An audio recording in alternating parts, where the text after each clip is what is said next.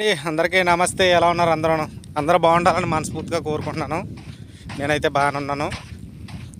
ఏంటంటే గల్ఫ్ జీవితం గురించి 2 మాటలు చెప్దాం అనుకుంటున్నాను.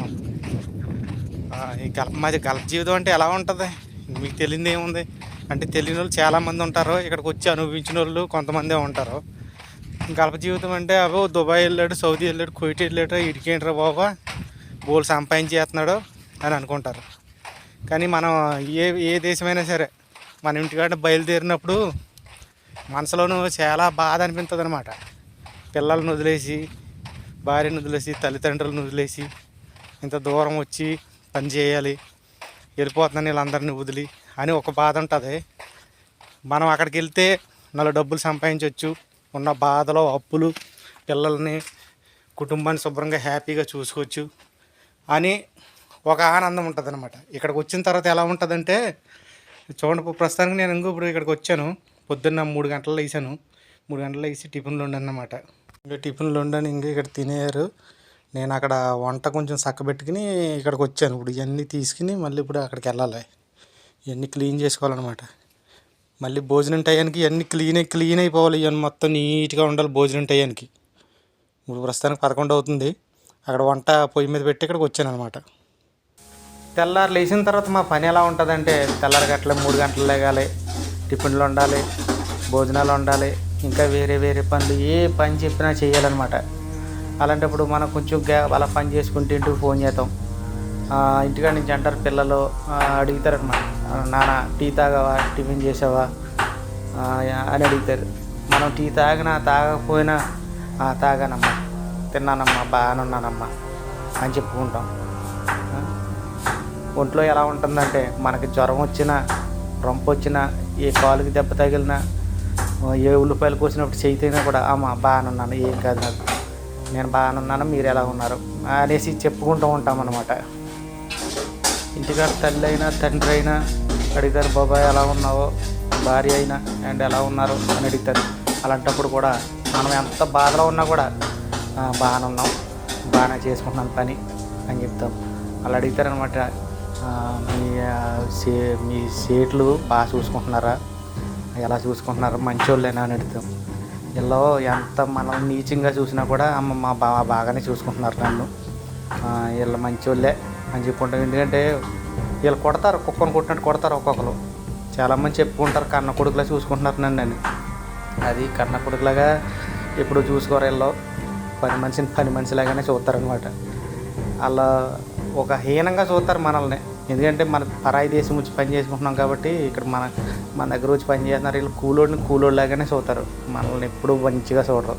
కానీ మనం ఆ ఇంటికాడ ఉన్న వాళ్ళ ఆనందం కోసం నన్ను అయితే చాలా బాగా చూసుకుంటున్నారు, వీళ్ళు నన్ను అసలు ఏమనరు అని వాళ్ళ ఆనందం కోసం మనం అబద్ధాలు ఆడవలసి వస్తుంటుంది అనమాట. ఇంటికి డబ్బులు కడతాం, వాళ్ళు ఎంత ఖర్చు పెట్టుకున్నారో, ఎంత తిన్నారో అది మనం ఊహించలేమన్నమాట. ఎందుకంటే మనకున్న అప్పులు, బాధలు అలాంటి ఇంటికాడ అప్పుడు అడుగుతాం అనమాట, ఎవరికన్నా డబ్బులు కట్టావా, వాళ్ళకి ఇంత కట్టాను, వీళ్ళకి ఇంత కట్టాను అని భార్య లెక్కలు చెప్పినప్పుడు మన నోటంటే మాట రాదు. ఎందుకంటే ఆ లెక్కలన్నీ విన్నాక ఆ పిల్లలు, భార్య, తల్లిదండ్రులు ఎవరో తిన్నాక ఇంచుమించు ఎంతో మిగలుతాం.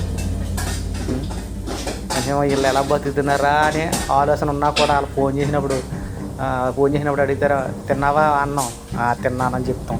మనం ఇంకా తినకపోయినా, మనకు తిన్నాక లేకున్నా సరే తిన్నాను, ఏమేసి తిన్నాం, మనం కారపొడి వేసి తిన్నా సరే ఇప్పుడే మాసం వండాను, వాళ్ళకి ఎట్టాను, తీసి వచ్చాను, ఇప్పుడే నేను వేరే వండుకున్నాను, ఏట మాసం కొంచెం తిన్నాను అంటాం. ఎందుకంటే వాళ్ళు ఆనందంగా ఉండాలి కాబట్టి. అక్కడ ఎలా ఉంటుంది వాతావరణం అని అడుగుతారు. ఇక్కడ వాతావరణం ఎంత దారుణంగా ఉన్నా సరే, స్వెటర్ల మీద స్వెటర్లు వేసుకున్నా, చలికి వణుకుపోతున్నా, ఎండకు మండిపోతున్నా, అంత బాగోపోయినా కూడా ఇక్కడ బాగానే ఉంది, నాకు ఫ్యాన్ ఉంది, ఏసీ ఉంది, తిరగనాక పడుకోనాక మంచం ఉన్నది, అన్నీ శుభ్రంగా ఉన్నాయి అని చెప్తాం. మనకి అలాంటి స్పెషాలిటీ ఏమీ లేకున్నా కూడా, ఎందుకంటే వాళ్ళ ఆనందం కోసం. ఇక్కడికి వచ్చిన తర్వాత మనం ఇంటికాడ కనీసం తిన్న ప్లేట్ తినేవారు తల్లిదండ్రులు ఏంటి, భార్య ఏంటి. ఇక్కడికి వచ్చిన తర్వాత తిని వాళ్ళకి అవసరం అయితే సిగరెట్ కాల్చింది కూడా మనమే తీయాలి, బాత్రూమ్లు కూడా మనమే కడగాలి. అది తిన్నాయి మనమే కడగాలి, ప్రతిదీ మనమే కడగాలి, ప్రతి పని చెయ్యాలి. నేను వంట పనికి వచ్చానని వంట పనే కాదు, నాకు ప్రతి పని ఉంటుంది అనమాట. మనిషి ఖాళీగా అయితే ఉండనివ్వరు. మన ఖాళీగా మన పని అయిపోయింది కదా కాసేపు పడుకుందాం లేదా కాసేపు రెస్ట్ తీసుకుందాం అన్నాక కూడా ఉండదు. అలాంటప్పుడు కూడా మనము ఫోన్ చేసినప్పుడు బాగానే ఉన్నాను, ఇప్పుడు పని లేదు, ఇప్పుడు అయిపోయింది పని అంటాం. మనం పని చేస్తాను ఉంటాం, పని అయిపోయిందని చెప్తుంటాం. అది ఎందుకు అనుకున్నారు? మనం గల్ఫలో ఉంటున్నాం కాబట్టి. ఇదే మన గల్ఫ్ జీవితం. గల్ఫ్ జీవితం అంటే ఎలా ఉంటుందంటే, పెద్ద పెద్ద చదువుకున్న వాళ్ళు పెద్ద పెద్ద ఆఫీసర్లకి అయితే వాళ్ళ ఆఫీసులో కూర్చుని పని చేసుకుంటారు. మనలాగా కూలి పని చేసుకోవడానికి వచ్చిన వాళ్ళకి కూలి పని లాగానే ఉంటుంది అనమాట. అన్ని బాధలు అన్ని కష్టాలు పడి అక్కడే పని చేసుకోవటం ఎందుకు, ఇంటికి వచ్చేయచ్చు కదా అని చాలామంది అనవచ్చు. ఇంటికి వెళ్తే ఏం చేయాలో తెలీదు, పనులు లేవు, ఇంటి దగ్గర పనులు లేవు, పాటలు లేవు. అప్పులోళ్ళు నాకు ఫోన్ చేస్తుంటే నేను ఒకవేళ రిప్లై అవ్వకపోతే ఇంటికాడ అడిగితే ఇంటికాడ వాళ్ళు బాధపడుతుంటే అబ్బబ్బబ్బా ఆ బాధ ఎలా ఉంటుందంటే నరకం ఎక్కడో కాదు ఇక్కడే ఉన్నది అనిపిస్తుంది అనమాట. ఇలాంటి బాధలు అన్నీ భరించుకుంటూ మనసులోనే దాచుకుంటూ వాళ్ళు చెప్పిన పని చేయదు. ఒకవేళ చెప్పిన పని చేయకపోతే తిడతారు, కొడతారు చాలామంది. ఇంటికి మనం అప్పులలో మనకు ఫోన్ చేసినప్పుడు మనం ఎత్తకపోతే వాళ్ళ ఇంటికి వెళ్ళి వాళ్ళని అడిగి భార్యని ఇబ్బంది పెట్టి తల్లిదండ్రులను ఇబ్బంది పెట్టి మనం ఇక్కడేమో వచ్చిన జీతమేమో సరే ఈ నెల ఇస్తామని చెప్పుకుంటూ వస్తుంటాం. అంగో మొన్న ఇస్తానన్నాడు మీ ఆయన ఇప్పుడు ఇంకా ఇవ్వలేదని వాళ్ళ ఇంటికాడ ప్రెషర్ చేయటం. మన బాధలు అయితే వాళ్ళకి అర్థము. మనం ఇచ్చినా కూడా ఒక 10 రోజులు ఊరుకుంటారు, మళ్ళీ నెక్స్ట్ మళ్ళీ 10 రోజులకి మళ్ళీ అడుగుతుంటుంటారు. వాళ్ళకి ఏం సమాధానం చెప్పాలి? ఎన్నిసార్లు చెప్పినా మనం కొత్తగా సృష్టించేది అయితే ఏమీ లేదు, అబద్ధాలు ఆడేది అయితే ఏం లేదు. నాకు వచ్చే జీతం ఇది, నేను ఇంటికి పంపేది ఇది, మీకు కట్టింది ఇది, ఇంకా నా దగ్గర ₹1 లేదని చెప్పినా కూడా వాళ్ళు నన్ను నమ్మరు, ఈనరు. అన్ని బాధలను కూడా భరించుకుంటూ మనం ఇక్కడ ఇంత దూరం వచ్చి ఎందుకు పని చేస్తామంటే మన కుటుంబం కోసం అనమాట. మన కుటుంబం కోసం ఎంత నరకమైనా అనిపించాలి, ఎంత బాధ అయినా భరించాలి, ఎంత కష్టమైనా పడాలి. ఇవాళ కష్టపడితే రేపు సుఖపడతాం అన్న మాటలు మనలో గుర్తుంచుకోవాలి. చాలామంది చెప్తారు, ఈరోజు నువ్వు ఇలా కష్టపడుతున్నావు కాబట్టి ఏదో రోజు నువ్వు చాలా పైకి వస్తావు అంటారు. అలాంటి మాటలు విన్నప్పుడల్లా చాలా సరే మనం పైకంటే ఎదగక్కర్లేదు.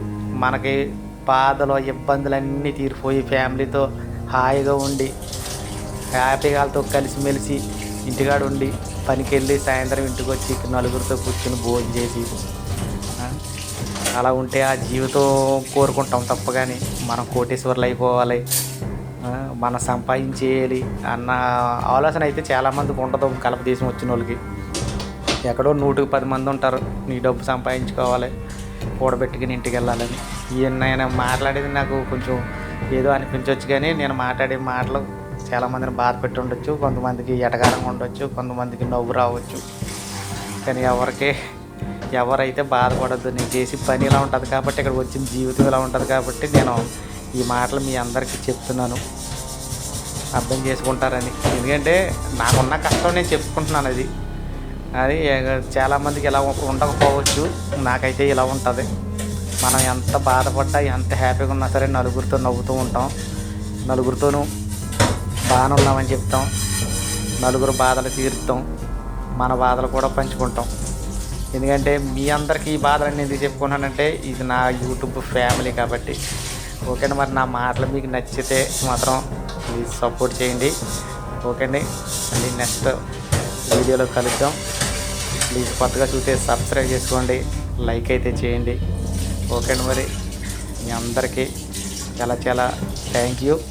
ఓకే అండి, మరి బాయ్ అందరికీ జై హింద్.